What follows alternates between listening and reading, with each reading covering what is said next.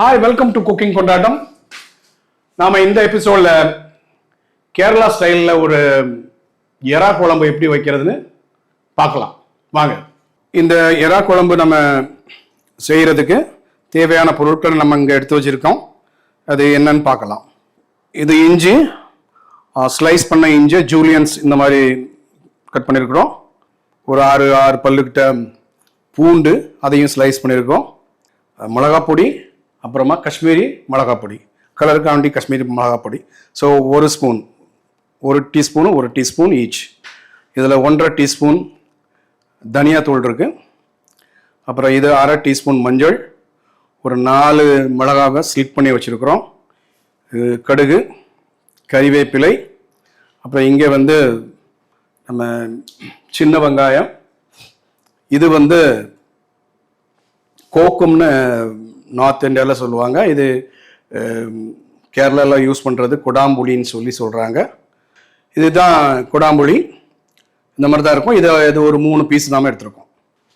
தக்காளி ஒரு 100 கிராம் எடுத்துருக்குறோம். அப்புறம் இது 1 ஸ்பூன் இஞ்சி பூண்டு பேஸ்ட்டு. அப்புறம் இது ஒரு 1/4 கிலோ நல்ல பெரிய எறா. இந்த மாதிரி கேரளா குழம்புக்கு ரொம்ப தேவைப்படுற விஷயம் என்ன அப்படின்னு சொன்னால் தேங்காய் பால். ஸோ அந்த தேங்காய் பால் எடுக்கிறதுக்கு நாம் தேங்காயில் பின்னால் உள்ள ஸ்கின்னெல்லாம் எடுத்துகிட்டு இந்த மாதிரி வெட்டி வச்சுருக்குறோம். இப்போ இதை அரைச்சி நம்ம முதல்ல தேங்காய் பால் எடுத்துக்கலாம். இதை பிளெண்டரில் போட்டு சிம்பிளி வேறு ஒன்றும் இல்லை, இதோட தண்ணி சேர்த்து நல்லா பிளெண்ட் பண்ணிவிட்டு அதோட பாலை நம்ம ஒரு 2 முறை, நம்ம ஒரு டைமு அப்போ 2வது முறை ஒரு 2 முறை எடுத்துக்கிட்டோம் அப்படின்னு சொன்னால் கொஞ்சம் கொஞ்சம் திக்கான ஒரு பால் கிடைக்கும். தேங்காய் கொஞ்சம் பிளெண்ட் ஆனோன்னா இதில் கொஞ்சம் தண்ணி சேர்த்துக்கலாம். இந்த மாதிரி ஒரு துணி, காடை துணி சொல்லுவாங்க, இதில் கொஞ்சம் நனைச்சிட்டு கீழே ஒரு பவுல் வச்சுட்டு இந்த அரைச்ச தேங்காவை இதெல்லாம் ஊற்றிக்கங்க. இந்த மாதிரி அப்படியே பிழிஞ்சு விடுங்க. இந்த மாதிரி தேங்காய் பால் எடுத்து வச்சுக்கோங்க. இப்போ நாம் இந்த குழம்பை எப்படி பண்ணுறதுன்னு பார்க்கலாம். இந்த மாதிரி ஒரு பேனில் ஆயில் எடுத்துக்கோங்க. முதல்ல நாம் சின்ன வெங்காயத்தை போட்டுடலாம். லைட்டாக ஃப்ரை பண்ணுங்கள். இஞ்சி பூண்டு பேஸ்ட்டு சேர்த்துக்கலாம்.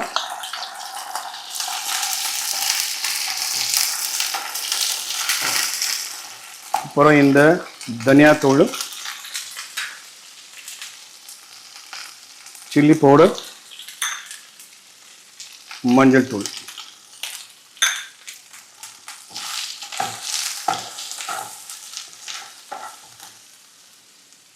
இந்த தக்காளியும் சேர்த்துக்கலாம்.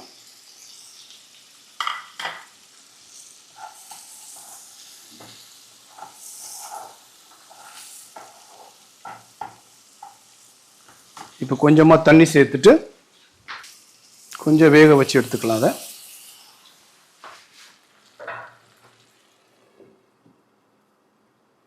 ஒரு 5 நிமிஷம் வேகட்டும்.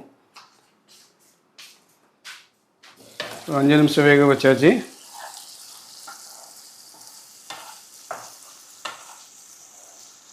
இதை நாம் இப்போ கொஞ்சம் ஆற வச்சு பிளெண்ட் பண்ணி எடுத்துக்கலாம். இந்த மிக்ஸை இப்போ அதை ஆறிட்டு நாம் இதை பிளெண்டரில்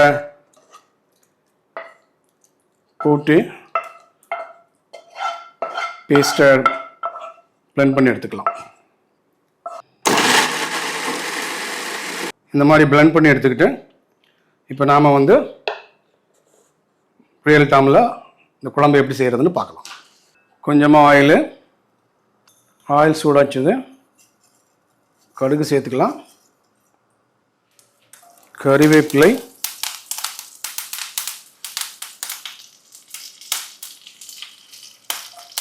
இஞ்சி,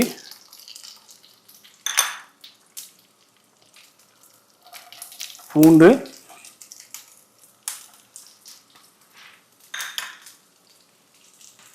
இந்த மிளகாய் கொஞ்சம் இதை வதக்கிக்காங்க. நம்ம ஏற்கனவே எடுத்து வச்சுருந்த 100 கிராம் சின்ன வெங்காயத்தில் கொஞ்சம் சின்ன வெங்காயத்தை இந்த மாதிரி ஸ்லைஸ் பண்ணி வச்சுருக்கிறோம். ஸோ இதையும் சேர்த்துக்கலாம்.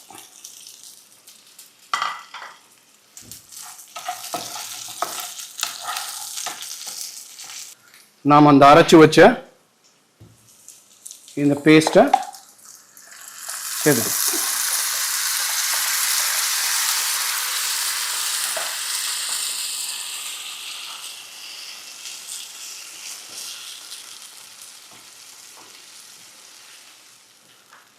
இந்த கோக்கம் புளி, அதாவது கொடம்புளியை வாட்டுற இந்த இதில் சேர்த்து இதை கொஞ்சம் அலசி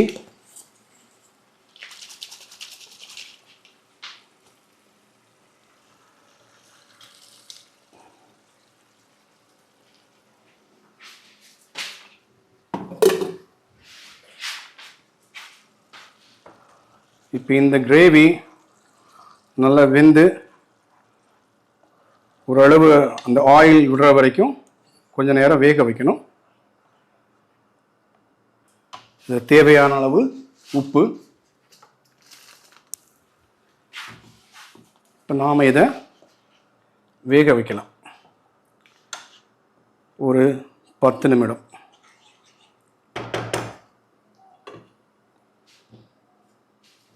இப்போ 10 மினிட்ஸ் ஆயிடுச்சு. ஆமாம், நல்லா திக்கா ஏன்னா இன்னும் ஃபைனலாக நம்ம இதில் தேங்காய் பால் சேர்ப்போம். அதனால் இவ்வளோ திக்காக இருக்கிறதுல ஒரு ட்ரபிள் இல்லை. இப்போ நாம் இந்த எறாவை சேர்க்க போகிறோம். இந்த எறா வந்து ரொம்ப நல்ல பெரிய எறா.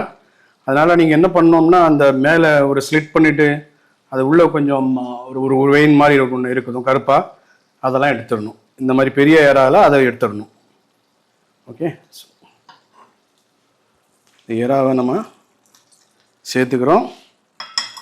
எறாவை எப்பவுமே ஓவராக குக் பண்ணக்கூடாது. Very gentle cook. அது அப்படியே ஸ்பாஞ்ச் மாதிரி இருக்கணும். எறா வந்து ரஃப் ஆகிடக்கூடாது. ஸோ அந்த அளவுக்கு குக் பண்ணால் போதும். ஸோ கொஞ்சம் எறாவை குக் பண்ணிக்கலாம்.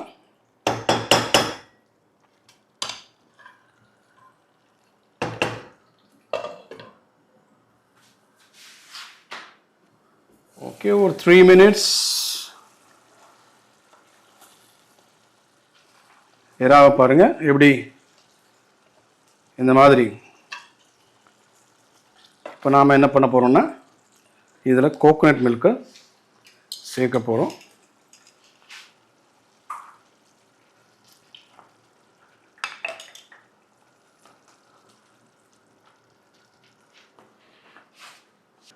இந்த கோகோனட் மில்க் சேர்த்த பிறகு அதை கொதிநிலைக்கு கொண்டு வரக்கூடாது.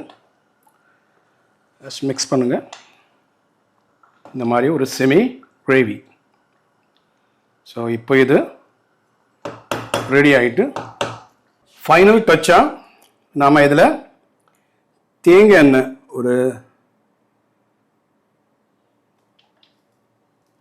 ஒரு ஸ்பூன் தேங்காய் எண்ணெய்,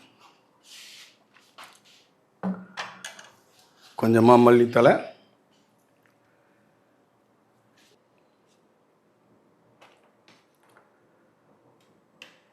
வாங்க இப்போ நம்ம இதை டேஸ்ட் பண்ணி பார்க்கலாம்.